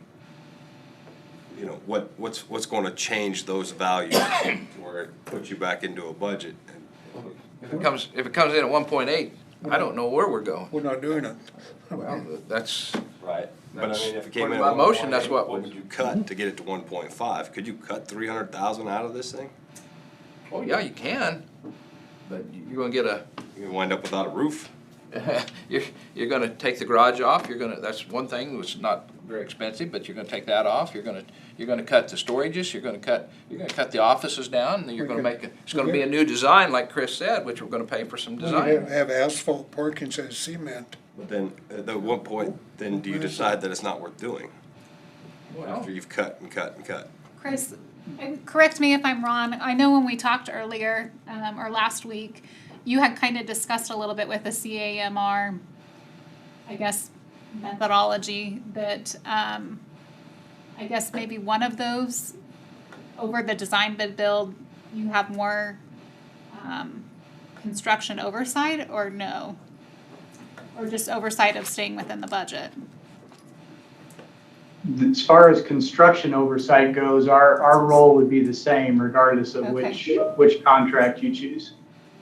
But yeah, if we have a CMAR on board, then we can work with them more closely and monitor the budget as we go along. So we're less likely to end up over budget or under budget for that matter, I suppose. In the end with the CMAR approach, we'll have lots of feedback before the drawings are done on what the price is. Now, I also would say that typically when we do a CMAR approach, we have them on board already before our 15%. So we're already kind of late for a CMAR approach, but we have been getting some feedback from NF Construction. So we've been getting some benefit as far as budgeting goes, but I wouldn't expect them to continue offering us budget assistance if we choose to go with the design build approach. They'll probably back out of helping us any further until the bids come out. yeah, that's. I think they would probably do that with either approach, because if we have to do an RFP to select the general contractor for the first process, then they would have to step back until that process is done anyway. Correct. So the 2 to 3 weeks, whether it's on our RFP process or at the end, is still, I think, gonna impact. And I don't know what the difference between your company's cost and a CMR construction management cost is. I don't know the difference of that, so you'd have to go and get those bids to see, you know. Typically, a construction manager at risk, correct me if I'm wrong, it'll be they compete against each other based on a percentage of overage on the total build, right? So some will come in at 8%, some will come in at 10, and then lowest one takes takes the cake usually, and so that's your construction manager at risk. So you'd take 88% of 1.5 if that's our budget? Right, because we don't have a set of drawings for them to bid off of in the early phases, we put together a matrix that shows them where they're supposed to allocate their costs, their general condition costs and all the different parts and pieces. And those are what you are bidding against each other. What are their markups? What are their percentages for those parts and pieces? Rather than solid line item bids based on drawings that don't exist yet.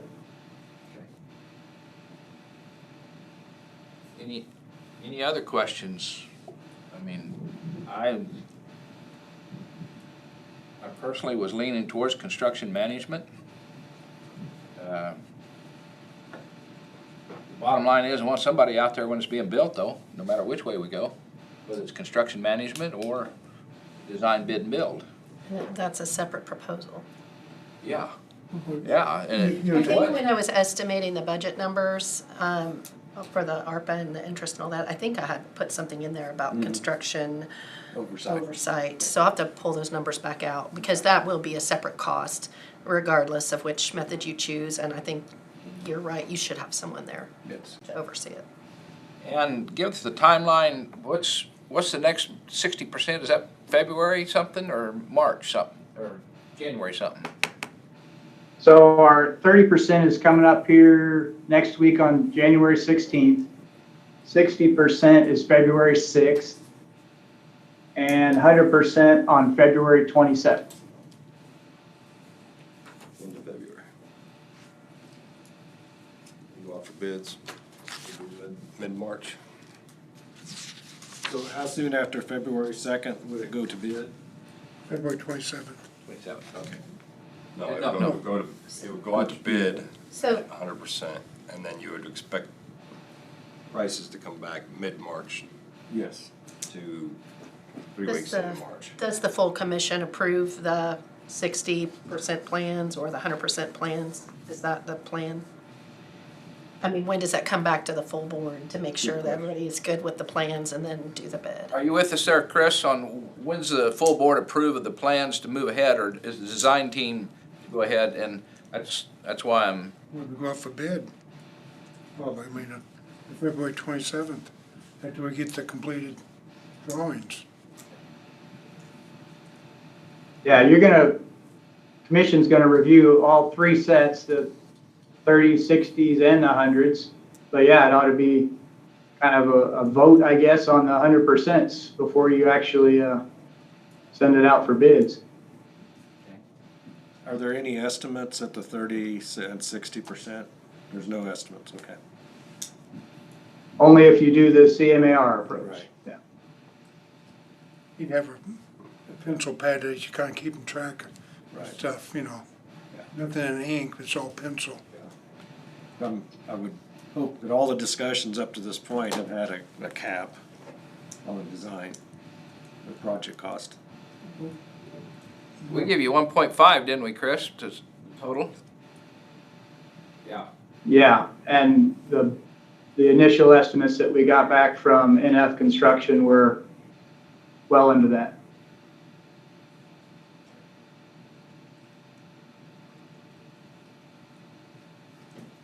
Okay, well, I'm gonna ask the committee for your recommendation. Or a recommendation? Yes. Oh, Yeah. I'm kind of like Randy, I like that construction management. I feel it's more personal between us and the builder. Yeah, and I guess I was wanting to see what the cost for that was gonna be, but Jonah, if you're coming in at 8% of the cost, so, That's what NF Construction would get. I mean, That's whoever you end up going with based on the proposals. that's It's not a basically set how they get person paid. right now. Whoever wins the bid. right, but what I'm getting at is we've got a cost for that. Yes. So 8% of 1.5, Yes. and then versus what Chris's company would be at something No, higher. no. You'd still want construction oversight regardless. Correct, but we're Potentially. gonna have to pay for it. For either method. either method. So you got a cost over You- here. Unless you you're got a just gonna cost let here. your contractor go with no oversight. You gotta have some sort of owner oversight. So that's a separate matter. Yes. And the oversight is in On the both. design build bid, is usually the general contractor the oversight? Yeah, and then usually you have somebody, some owner representative. Yes. that It's just like when you do a road project, when you contract with an outside engineering firm, they go out, they do the bids, the bid package, they open the bids, they report back, just like what we had recently, and then they oversee the construction, but it's a separate price from the design part of what they do. It's the same kind of a thing regardless of Same which, concept. regardless of which one of these packages you go with or design. It's in the total price. I mean, we've got It's just a matter of who you want to oversee the project. And you might want to not have anybody oversee it, or you may want the architect to oversee it. architect. We could bid for a contractor. See how we like them. Then you could get a quote from Alloy later on. Your contractor isn't who oversees it, they're the one building it, and if you want to Yeah. put somebody Want to somebody to oversee the oversee their work, to make sure they're building it according to the design. Because we probably don't have the knowledge or the specific, skills to be able to oversee that ourselves. Can't tell you which is cheaper. That's one thing I can't do. We won't know to the end, Well, 100%. either one of them. I mean, if you have a top price though, can't you go to somebody and say, what would it cost to oversee a project like this, that looking at what they have as far You as. could separately bid that out Yeah, if you Chris wanted Chris to. could tell us now what he would charge, I'm sure. Yeah, you could ask for a proposal from your current firm, or you could separately bid that out. The contractor, general price, he's all kinds of places, different contractors. Typically, the bigger the project, the more likely it's the architect that oversees. The bigger, I mean, when you're talking about different angles, different features, different building methods, Yeah, the common person doesn't know what they're really trying to achieve. But the architect can see it in their head because they built it in their mind and put it on paper. We probably have fewer than 5% of our projects where we don't provide construction administration services. So we almost always are doing those services. It's a valuable service to have to protect the owner against things being done the wrong way.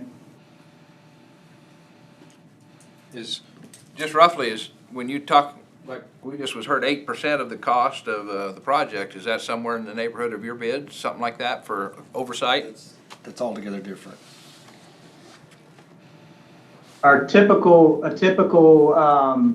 fee for construction administration services for us is usually about 25% of our design bid. In this case, we would, well, I guess if you're considering putting that service out for bids, maybe I'm not supposed to tell you what my fee is. so he's talking 20,000 for his dollars. That may change. Definitely less than $20,000, yes. If you went with a construction manager at risk, that's where the 8% thing comes in, is what I'm talking about. Yeah. Not their Well, oversight. I mean, the contractor's gonna build that in his bid too. Right. They're He's getting, just not up, That's how they he's just get not paid up for front with it. building it. they'll figure it into their mobilization Yeah. or their man hours or their something. Yeah, it's not a line item. And that would So be 6 to under 1, your half dozen. Design build bid process. Right now, I mean, there's some competition, so I just, Competition between who? Contractors? contractors. So, then if there's competition, if there's nobody available, then it's best to go the other route, in my mind.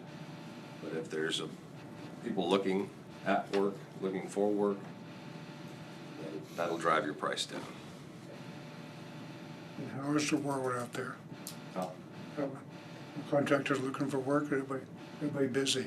Contractors, maybe you know a little bit better but contractors seem to be looking for work right now. A lot of the subcontractors and prime are still hard to get a hold of. Well, I'm wondering how come 2 other projects in this town has went construction management. That's my question, why they went that way. Or they've had architects, Alloy's been the architect, and Construction. So is Alloy on just the hospital? Yeah. that's what you're on, isn't it, Chris, the hospital? Yes. Mm-hmm. But not. Right, we're not on, And your construction manager at risk is a law company? law company out of Wichita, yeah. I don't know who's doing the schools. I believe that's a law company. Well, it's okay. It is on the sign out there. Okay. It's good. But I'm just referring back to 2 other taxing entities that's doing it that way versus design, bid, build. Now, they've done this a little earlier, maybe the competition wasn't there, Jonah, I don't know.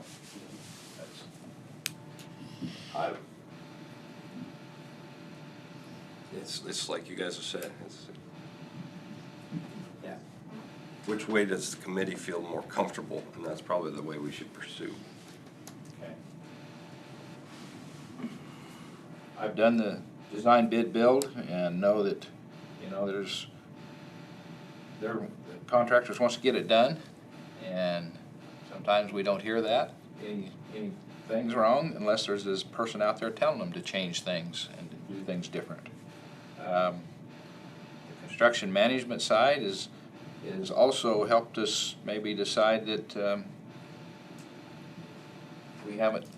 we've already cut some things on this building to keep it more within our 1.5.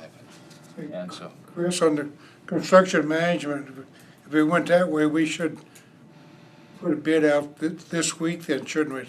RFP. RFP, so we could Yeah. get It'd be somebody. great to have them on board as soon as possible, yeah. if we're not happy with the prices, then it goes right on through. If we don't do it, we're not happy with that price. Then we go right on through and design, bid, build, and keep them moving right on along. And then at the end, we wait some more time to get the project cost in. Then we make that decision whether we accept it or not. Do we have enough information to give to somebody to bid on? 60%. So you'd have to wait a few weeks. Right, we're only at 30% No, drawings. so what Chris we would have to write the RFP ourselves with the scope of work, and then he would provide the 30% drawings, I believe, plus the matrix. Is that right, Chris? Of where Right. the architect says to allocate their fees. So that means somebody in this room is gonna have to write an RFP if we do the construction manager. Which is fine, I'm just saying. You're getting good at it. I don't. With history, how'd they do the jail? Going back to, Yes. does anybody know? That was right on through with the law He king. was the architect, Architect, and yes. would have been design, bid, build on that, I Yes, believe. Yes, So in history, we did that on the jail. yes. Yeah. Yeah, I've been through It's just- that. It's fine to do it either way. Yeah. It's just, we need to make a decision, so we Decision know has to be made. what work to do.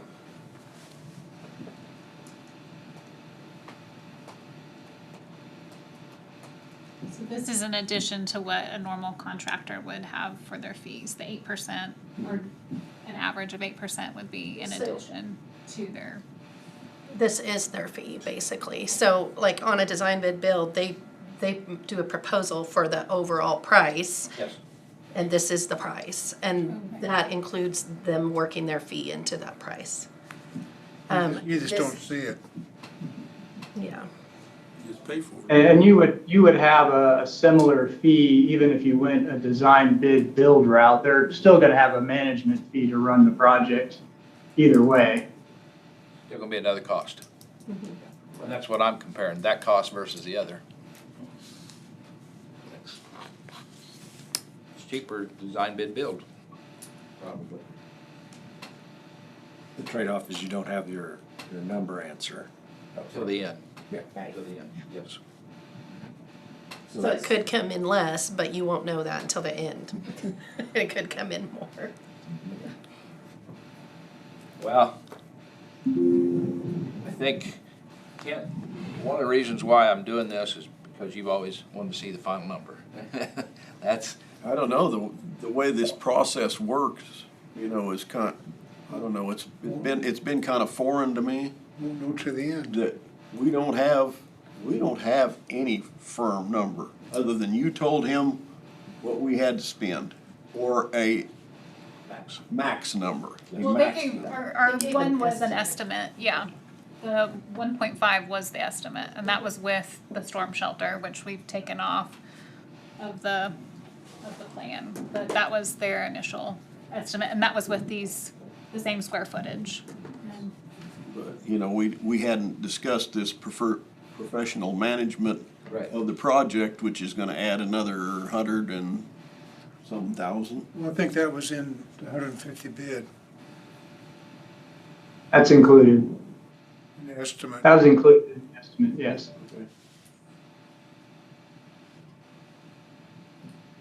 They always take care of themselves first. in the 1.5, the construction management was already added to that, I guess I should have. Yes. That's what you said a while ago, that we should pull that back up. Yeah. Yeah.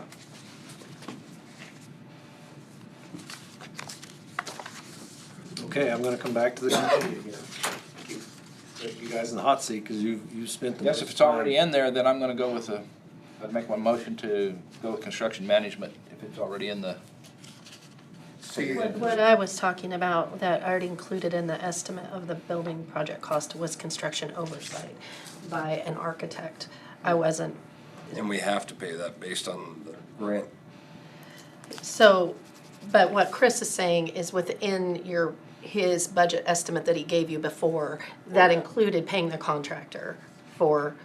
Construction management. Yes, whichever way we go, it includes the contractor's fee. But when I gave you budget numbers, I included a construction oversight, just a random amount, because I figured you would need that. So it's two separate issues still. Make my motion to go with construction management.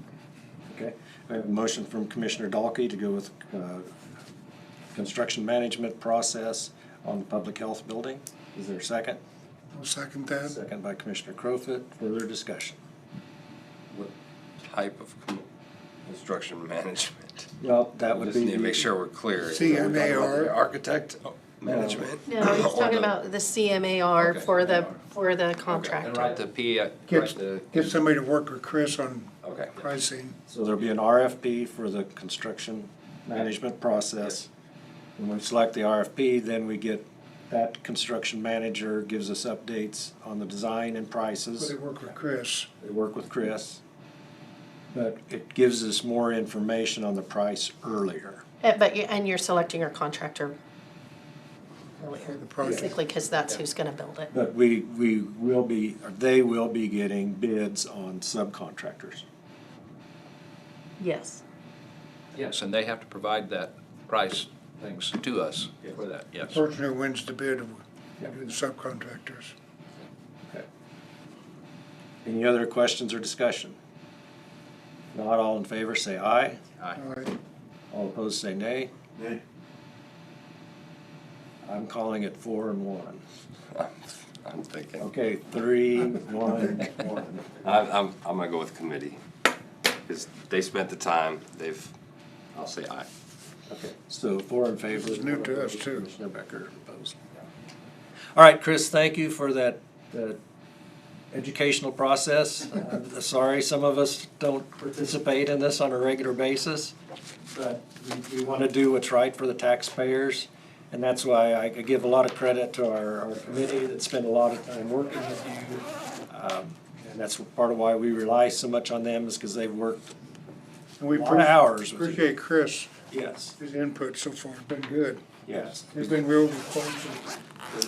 This is very important to the taxpayers, and we want to do it right. And we got a meeting with you Friday, right, Chris? No, Nope, not Friday?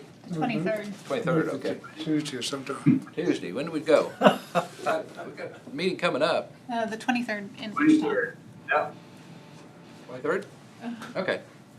All righty, We're going for lunch. okay. And in the meantime, you need to write up an RFP. Okay, so, yeah. Is there anything that Tina needs? I'll get a hold of Chris. Okay. All righty. Thank you. Chris, I think we're headed with the CMR, AR, or CMR, CMAR? CMAR. Yeah. And appreciate your kindness very much, Chris, to help us out. Thank you, guys. Have a good day. Yes, thank you. All right. Executive session on personnel. There's some administrative stuff you need to finish.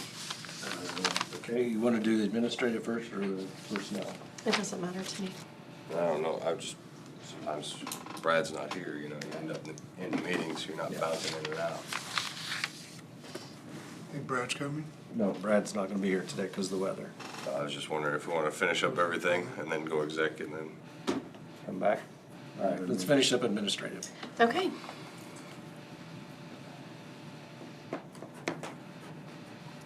In your packet, you had the agreement for the economic development project, road project, with Don Delinger and Sons Construction. And so I just have that agreement for your approval and signature by the chairman.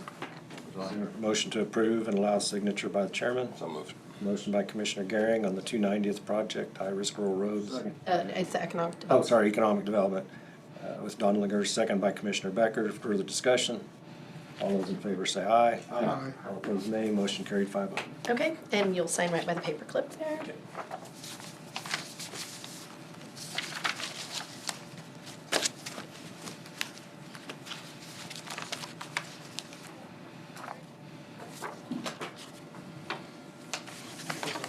Is anybody getting next for the LAVTR? The LAVTR tax session? Thursday. It's this week, it's, On the table, you have some communication that I just received today from the North Central Flint Hills Area Agency on Aging. And they are asking, so we have 2 representatives from Marion County that are on this board. And they have a new,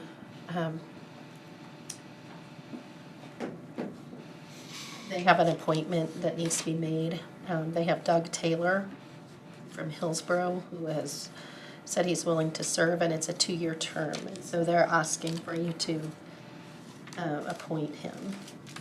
Is there a motion to approve Doug Taylor to the North Central Flint Hills Area Agency on Aging? so moved. Okay, motion by Commissioner Becker. Is there a second? Second. Second by Commissioner Gehring. All those in favor say aye. Aye. All opposed, nay. Motion carried.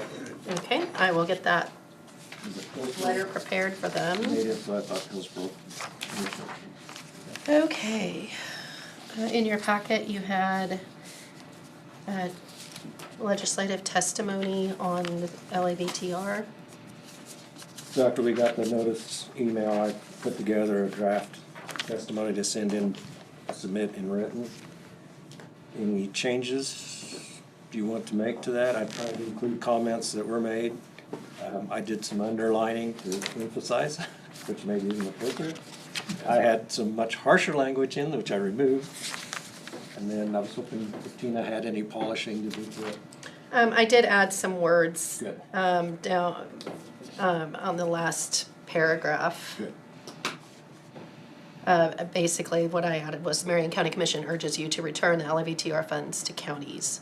And then furthermore, our board is committed to pledge that every LAVTR dollar we receive be directed to the property tax relief for citizens. Yeah. That was slightly different than what you sent. It sounds much better. Senate Bill 196. Yeah, they're getting any wind that they're gonna gut and go with that. Yep. House leadership. Right. And do you really want to have it on the record that the commission supports the Senate Bill 196? When you don't know what's gonna be in it. Well, Or should it be the House, or this It's- commission it's- supports Senate Bill 196 as it applies to, Tina's last sentence, Marion County Commission urges you to return the LAVTR funds to the county. Our board is committed to pledge every dollar to Are you property talking, tax relief. maybe the cover page I is mean, what you're talking that, about? that to me Very is last. the core. So if they change the entire purpose of Senate Bill 196, to me, then that invalidates our support. We could always add the sentence that says, as it pertains to LAVTR funds. I think that would be Or is currently written. I mean, if they change the, right, your wording's correct. Let's add that. yeah.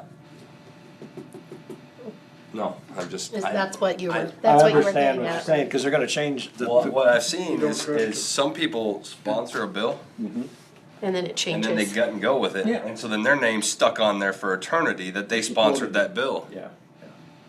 And they didn't want anything to do with the way it was finished. Yeah, they were on the opposite side of it. And we've heard a lot of emails or messages that probably it's gonna be changed. Time it's done. Flip it, Flip it or do something with the it. opposite of the intent. So, no, we'd like to support that, but maybe not the bill number or something, or if they change anything. I think adding it, making that sure part that in that it regards to the LAVTR is Being appropriate. returned to the county. So is there a motion to approve the testimony with the revision that Tina suggested? I'd make that. Okay. I'll second that. Second by Commissioner Gary. Further discussion. All those in favor say aye. Aye. All opposed, nay. Motion carried I 5-0. I will tell the public here, sitting at the meeting, in our last commission meeting in Wichita here a few weeks ago, that's the first time I've been back to a meeting that they've even talked about it and done something. And getting bills on the floor, like we had people that's after this, they've never talked about it for 20 years, 15 years anyway. So it was a good thing to see when I walked in and see that's on the agenda. They're wanting to do something to get it back to the public, and hopefully they do, because 15 years ago, if you remember, our state was in a poor state. It was taking money from the highway fund and using it for other things. And so they've rebuilt it. Mr. Hill say, here, we've got money, the other day. So they've taken the money from the counties and made their pot richer. Hopefully it starts coming back to the county. Very good. I have the minutes from December 29th and January 2nd. Is there a motion to approve? Do you want to do them separately or together? So moved. Okay. Motion by Commissioner Garing to approve both sets of minutes. Is there a second? Second. Second by Commissioner Crowfoot. Discussion. All those in favor say aye. Aye. All opposed, nay. Motion carried 5-0.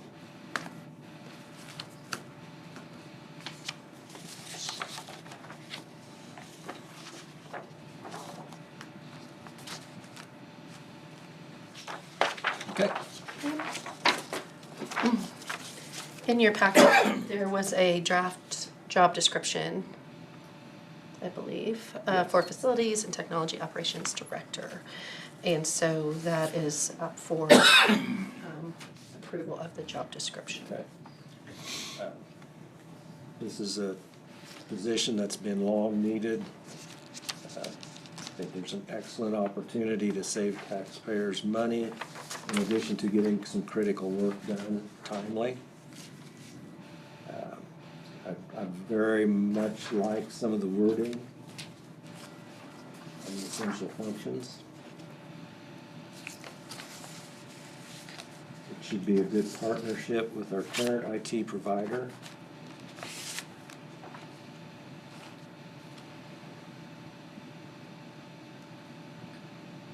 And maybe they could help you with RFPs. Part of that is in here. Yes. But it would have to be on whatever a relevant project. Yes. And, yeah. Commission has had a chance to review questions. On all the requirements you put up there, Tina, Was you able to find some outside help to acquire those numbers of years for personnel management, Those are just that's what I felt was appropriate. I did not seek outside. I'm new at. I didn't consult anyone on that. Okay, fine, thank you. All areas that we discussed have been addressed in it. Yeah. That I can have record of.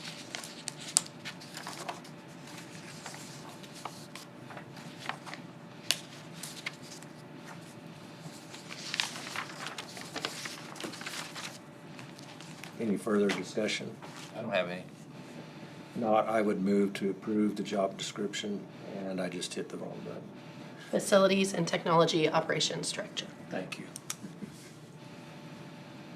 Is there a second? I'll second that. Okay, second by Commissioner Crowfoot. Discussion. Not all, okay. Was there anything, I didn't see anything with emergency management. I mean, is there any kind of guidelines as far as, a lot of what they do, or they're dealing with critical access or critical infrastructure and Right. just, I'm sure it's not spelled out in there, it's probably just in there. I'm sorry, I'm not. As far as this position needs to be able to work with. Well, they would work with all the departments. It works. They would be under the administrator, but they would have basically a department head that works with all the other departments to facilitate facilities and technology. I guess it works right underneath the county administrator. so And right then direction. also, I think there's, let's see, From county staff on security. Yeah. so yes, they would be working, the position would work. Okay. Because the key component is security. Yeah.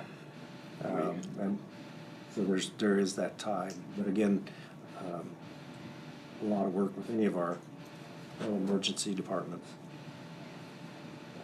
No, I'm not worried about the person we have now. I'm always thinking about Future. somebody else. If True. it was somebody in the past, True. how does the heads butt?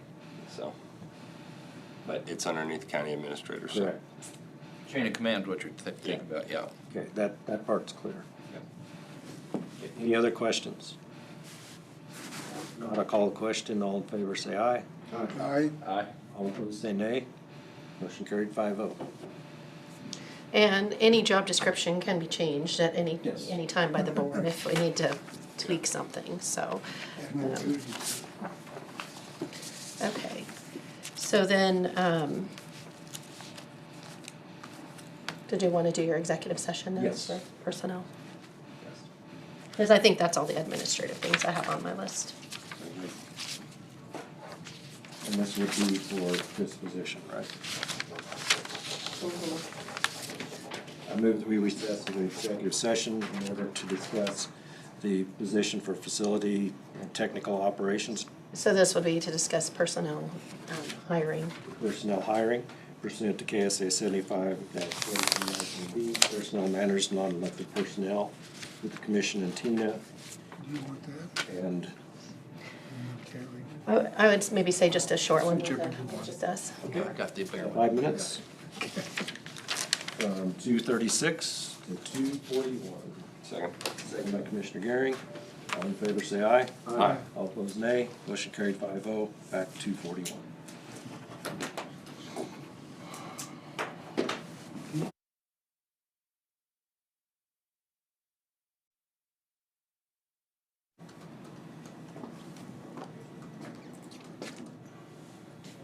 Okay, everything's on.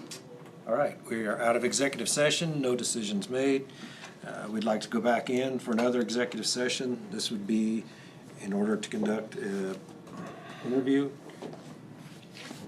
Facility and Technology Operations Director pursuant to KSA 75-4319B, Item 1, Personnel Matters, Non-Elected Personnel Performance with the Commission, Tina, and the candidate for 30 minutes, 2:45 to 3:15. Second. Second by Commissioner Gehring. All those in favor say aye. Aye. Aye. Opposed, nay. Motion carried 5-0. Back at 3:15. 2:45 to 3:15, right? Yes. To interview a A candidate, yes.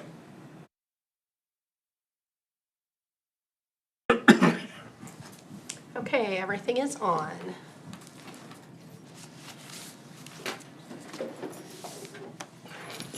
Okay, we are out of executive session, no decisions made, but I would like to make a motion. I would move to hire Corey Hayes as, Kobe Hayes as Facility and Technology Operations Director, $95,000, starting January 16th. Second. Second by Commissioner Gehring. Discussion? I'd just like to say as part of that motion, as pointed out in the job description, we have some very, very critical security technology systems that need to be done timely. We have an opportunity for a very experienced person to step in and do those in-house and save our taxpayers a lot of money for a good product. And due to that security nature, we probably shouldn't speak about much more of it. Okay, and I will leave it at that. So we have a motion, a second. Any other discussion? If not, all in favor say aye. Aye. All opposed, nay. Motion carried 5-0.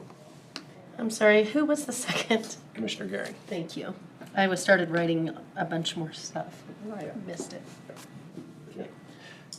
Okay, Brad Jantz didn't make it today because of the weather. Any other items? Any commission comments? If not, any public comments? With that, I move to adjourn. Second by Commissioner Gehring. All in favor say aye. Aye. All opposed say nay. Motion carried 5-0. Next meeting is Tuesday, January 16th, 12:30.